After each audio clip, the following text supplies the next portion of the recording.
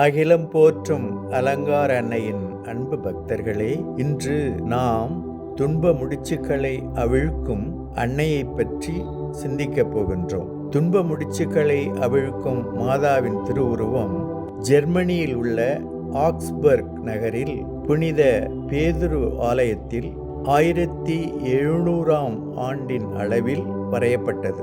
இந்த ஓவியத்தில் உள்ள மாதா வெள்ளை நிறத்தில் அமைந்த ரிப்பனில் உள்ள முடிச்சுக்களை அவிழ்க்கின்றார். முடிச்சுக்கள் நம் வாழ்க்கையில் நாம் எதிர்கொள்ளும் துன்பங்களை குறிக்கின்றன.